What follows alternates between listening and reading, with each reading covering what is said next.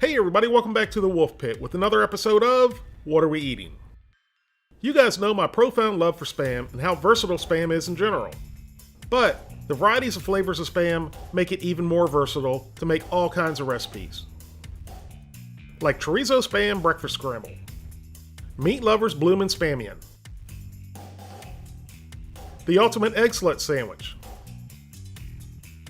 Classic Spam Musubi,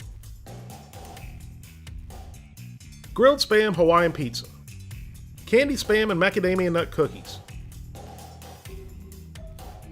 And when you have a love and addiction to Spam like I do, you make your own homemade Spam. So today, I'm trying teriyaki flavored Spam and making Spam Hawaiian fried rice. I don't know why all Spam isn't made with the traditional 7 ingredients, besides the different seasonings made to make different flavors. But teriyaki Spam and quite a few other flavors of Spam have additional ingredients to include mechanically separated chicken, and obviously different seasonings for the different flavors of Spam. I just can't understand why they just don't stick to the classic pork shoulder and ham.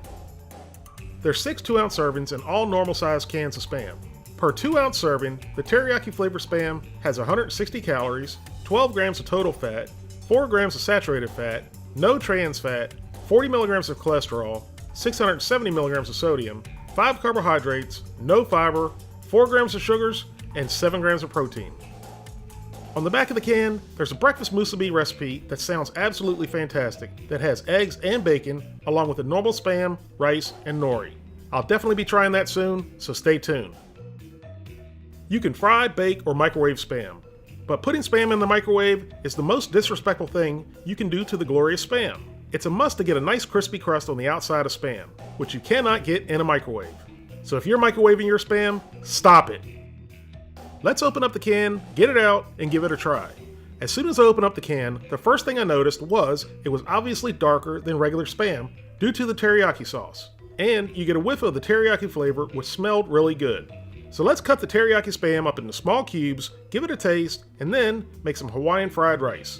You guys already know the deal with my hands, so please don't give me grief about tucking my fingers in. The only knife that is capable of cutting through my skin is the Plastisue. After all, I'm a trained professional. Well, at least I play one on YouTube, and I have Kevlar skin. Here's what it looks like up close. I gave it a try, and this Spam is absolutely delicious. It has a great flavor, but it's more of a garlic flavor than teriyaki, which is fine with me.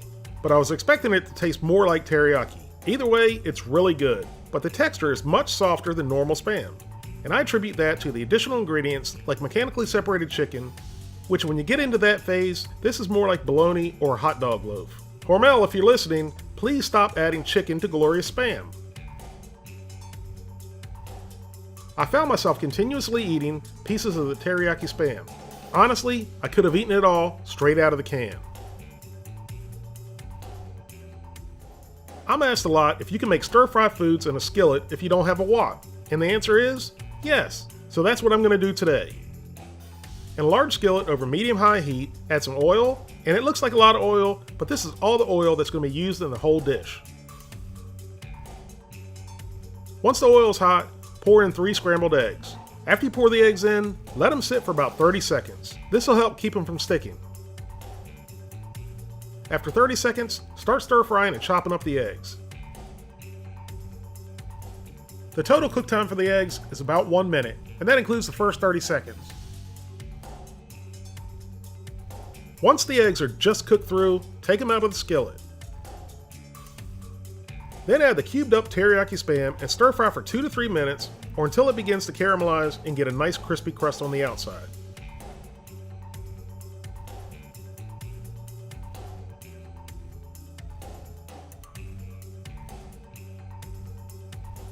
Once it's browned up nicely, add fresh, homegrown, organic store-bought minced garlic straight out of the jar, even though it already had a great garlic flavor. You can never have enough garlic, can you?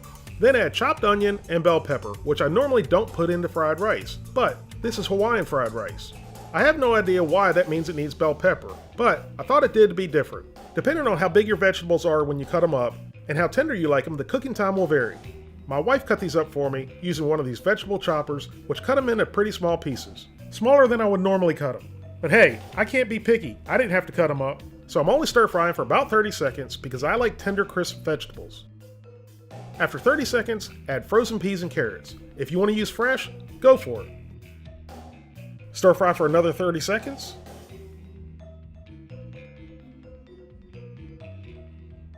Then add the bottom white part of some chopped green onion.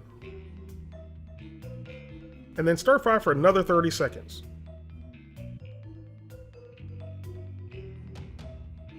After stir frying for 30 seconds, add 3 cups of cooked day-old rice and stir fry for 2 to 3 minutes.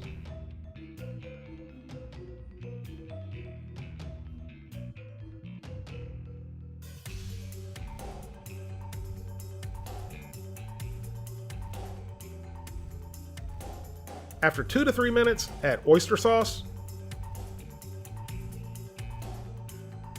and teriyaki sauce and give it a quick stir fry.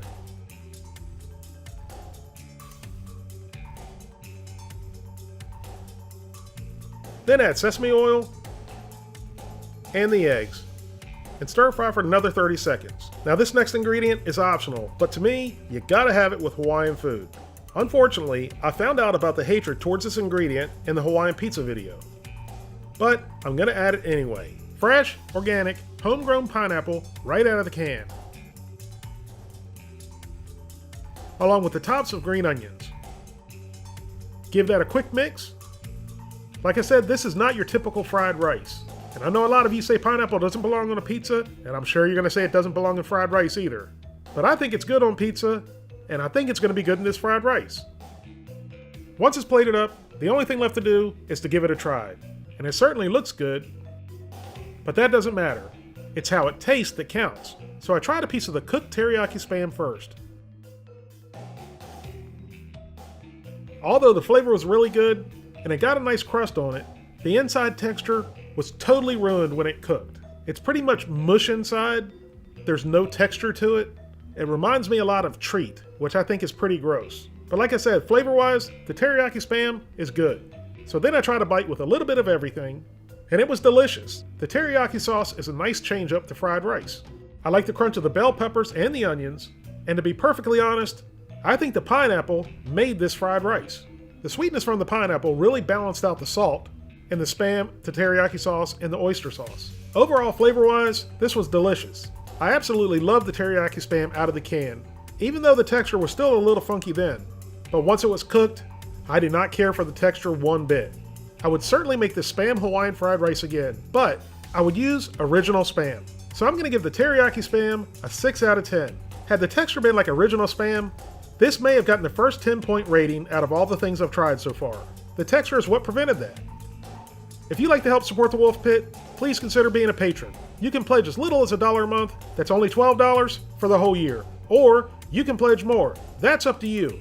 Either way, every little bit's appreciated and helps me produce more high-quality videos more often for you, the people. Thank you all very much for watching. Please don't forget to like this video and subscribe, and I'll see you soon.